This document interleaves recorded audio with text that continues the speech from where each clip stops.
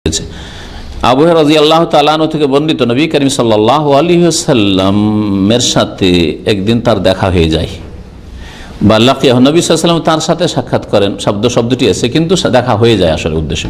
নবী করিম সাল্লাল্লাহু আলাইহি ওয়াসাল্লামের সাথে আবু হুরায়রার সাক্ষাৎ হয়ে যায় ফি বাযে তুরুকুল মদিনা, মদিনার কোনো এক রাস্তায়। ওয়া হুয়া জুনুবুন, যেই সময় আবু হুরায়রা কি ছিলেন? নাপাক অবস্থায় ছিলেন, গোসল ফরজ থাকা অবস্থায় ছিলেন। কালা, আবু হুরায়রা বলছেন, ফান খানাস্তু মিনহু, আমি নবী করিম সাল্লাল্লাহু আলাইহি সাল্লাম থেকে আমি নীরবতার সাথে কেটে পড়লাম। ইনখানাসা মানে মুখ টেনে না, এখান থেকেই আল ওয়াসওয়াস আল খান্নাস বলা হয়েছে, আত্মগোপনকারী, কুমন্ত্রণা দানকারী। ওয়াসওয়াস কুমন্ত্রণা দানকারী, আর খান্নাস মানে হচ্ছে আত্মগোপনকারী। জিন শয়তান আত্মগোপন করে থাকে আর মানুষকে গুমরাহ করে, মানুষের সেরায় চলাফেরা করে, কিন্তু সামনে দেখা যায় না। মানুষ শয়তানকে দেখা যায়, মানুষ শয়তান খারাপ কাজে নিয়ে গেল, বন্ধু নিয়ে গেল, দেখতে পাচ্ছেন যে এই শয়তান আমাকে খারাপ কাজে নিয়ে গেল, কিন্তু ওই শয়তানের সাথে মিলে আপনি শয়তানি করতে লাগলেন হয়তো, কিন্তু জিন শয়তানকে দেখা যায় না। ওখানে খান্নাস বলা হয়েছে। ফান খানাস্তু মিনহু, আমি তার থেকে চুপ করে কেটে পড়লাম, নীরবতার সাথে কেটে পড়লাম, লুকিয়ে গেলাম, চোখের আড়ে হয়ে গেলাম। ফাযাহাবতু, তারপরে আমি গেলাম, ফাগতাসালতু, গোসল করলাম, সুম্মা জিতু, তারপরে আসলাম। ফাকালা, নবী সাল্লাল্লাহু আলাইহি ওয়াসাল্লাম বললেন, আইনা কুনতা ইয়া আবু হুরায়রা, আবু হুরায়রা তুমি কোথায় ছিলে? কারণ নবী সাল্লাল্লাহু আলাইহি ওয়াসাল্লাম হঠাৎ করে দেখলেন আসছে, সালাম করবে, বসবে, আর দেখা মাত্রই কোথায় লুকিয়ে গেছে। কালা, বলছেন তিনি যে কুনতু জুনুবান, হে আল্লাহ রাসূল, আমি নাপাক ছিলাম, আমার গোসল ফরজ ছিল। ফাকারিহতু, আমি অপছন্দ করলাম, আন ওজালিসাকা, আপনার সাথে বসাকে, ওয়া আনা আলা গায়রি তাহারা, আমি নাপাক অবস্থায়, আমি আমার নাপাক অবস্থায় আপনার সাথে বসাকে অপছন্দ করলাম। ফাকালা, নবী সাল্লাল্লাহু আলাইহি ওয়াসাল্লাম বললেন, সুবহানাল্লাহ, আশ্চর্যজনক বিষয়ে কোনো ক্ষেত্রে নিজের আশ্চর্যকে প্রকাশ করার জন্য সুবহানাল্লাহ বলা হয়। এটা আরবিতে আগে থেকে চলে আসছে, এখনো যারা আরবি বুঝে বলেন সুবহানাল্লাহ, কি বলেন আপনি? হ্যাঁ জি, সুবহানাল্লাহ আল্লাহ পাকের তাসবিহ, কিন্তু কোন ক্ষেত্রে এটা বলা হয়? তাজ্জুবের ক্ষেত্রে, আশ্চর্য হওয়ার ক্ষেত্রে প্রয়োগ হয়ে থাকে। তাহলে বোঝা গেল সুবহানাল্লাহ এরকম ক্ষেত্রে কোনো মুসলিম যদি প্রয়োগ করে তো জায়েজ, এই না যে শুধু সুবহানাল্লাহ তসবির সময় করবেন, আশ্চর্য হওয়ার সময় সুবহানাল্লাহ বলতে আল্লাহর এই তসবির মাধ্যমে আপনার আশ্চর্যতা প্রকাশ করতে পারেন। ইন্নাল মুমিনা লা ইয়ানজুস, তুমি কি বলো? সুবহানাল্লাহ, ইন্নাল মুমিনা লা ইয়ানজুস, নিঃসন্দেহে মুমিন তো কখনো নাপাক হয় না। মানে মুমিনের গায়ে নাপাকি থাকে না, যে তোমার ওপর গোসল ফরজ হয়েছে এই জন্য শরীর নাপাক হয়ে আছে, একবারে পেশাব পায়খানার মতো, পেশাব পায়খানা যেমন লেগে থাকে, নাপাক হয় না। মানে এই না যে কখনো নাপাক হয় না, অর্থাৎ এইরকম পরিস্থিতি নাপাক হয় না। গোসল ফরজ থাকলে নাপাক হয় না, আমভাবে বলা হয়নি। কারণ কারো গায়ে যদি পায়খানা লেগে থাকে তো নাপাক হয় না, কারো গায়ে যদি পেশাবে ডুবে থাকে তো নাপাক হয় না, হ্যাঁ, কারো গায়ে যদি কোনো নাপাক বস্তু লেগে থাকে তাহলে নাপাক হয় না, অবশ্যই নাপাক হয়। তাহলে এই হাদিসের অর্থ হচ্ছে ইন্নাল মুমিনা লা ইয়ানজুসু ফি মিসলি হাযিহিল হাল, এই ধরনের অবস্থায় সহবাস হলে অথবা স্বপ্নদোষ হলে মুমিনের শরীর কি হয় না? নাপাক হয় না। এটা হচ্ছে হুকমি নাপাক, আল্লাহ পাকের বিধানগত নাপাকি, যেটা দূর করতে হবে গোসলের মাধ্যমে। কিন্তু শরীর নাপাক হয়ে যায়নি।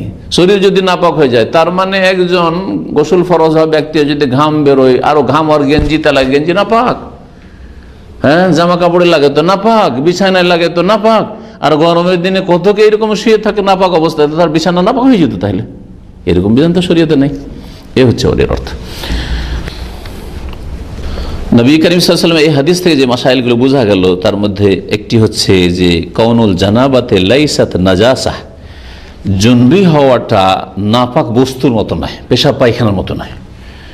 তাহুল্লুল বাদান, যে দেহের মধ্যে একবারে এমনভাবে একাকার হয়ে মিশে গেছে যে আপনার শরীর নাপাক হয়ে গেছে না, ওই রকম নয়। আসলে গোসল ফরজ হয়ে আছে। বলছেন যে কথাটি একটু আগে বললাম, যে কাউনুল ইনসানে লা তানজাসু যাতুহু লা হাইয়ান ওয়ালা মাইয়াতান, মানুষের উপর গোসল ফরজ হলে যে তার শরীর নাপাক হয় না, জীবিত অবস্থায় হোক অথবা মৃত অবস্থায় হোক। ওয়ালাইসা মানহ, এর মানে এই নয় যে তার দেহতে নাপাকি স্পর্শ করে না, আও তাহুল্লু বিহি, অথবা নাপাকি তাতে মিশে যেতে পারে না, হতে পারে। ফাকাদ তাকুনু আইনহু, হতে পারে যে তার শরীর নাপাক, কখন? এজা আসাবাতুন নাজাসা, যদি নাপাকে পৌঁছে যায়। গোটা শরীর রক্তে রক্তিত হয়ে আছে, নাপাক হয়ে নাই, হ্যাঁ, গোটা শরীর পেশাব লেগে আছে। এটা ছেলে পেশাব করেছে, বাচ্চারা পেশাব করে না, অনেক বড় বড় পেশাব করে, বিছানায় পেশাব করে একটা রোগ, তো বিছানায় পেশাব করেছে আর সব ভিজে টিজে আছে, নামাজ পড়তে চলে যাচ্ছে, চলবে? শরীর নাপাকে আছে, শরীরের ক্ষেত্রে নাপাকে আছে। তাহলে এই হাদিসে যে বলা হয়েছে ওই কথাটা বলতে চাইছেন যে মমিন নাপাক হয় না, মানে মমিনের গোসল ফরজ হইলে এইরকম পরিস্থিতিতে মমিনের শরীর নাপাক হয় না।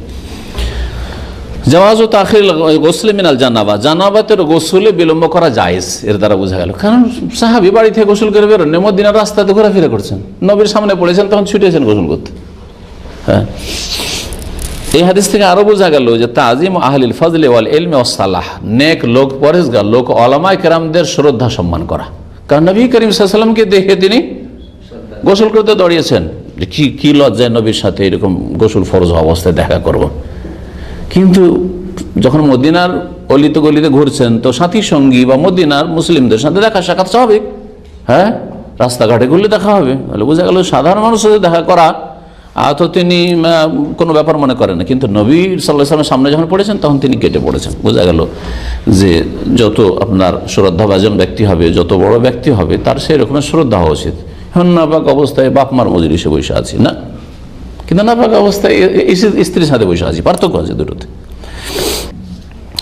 এই হাদিস থেকে আরো বোঝা গেল যে যদি কোনো নেতৃস্থানে ব্যক্তি থাকেন, হ্যাঁ, বয়োজ্যেষ্ঠ থাকেন, শ্রদ্ধাভাজন ব্যক্তি থাকেন, বা শিক্ষক হোক অথবা বক্তা হোক অথবা আপনার কর্মকর্তা হোক, তো তার কাছ থেকে যদি মজলিস থেকে কেটে যেতে হয়, তাহলে অনুমতি না বাঞ্ছনীয়, ভালো।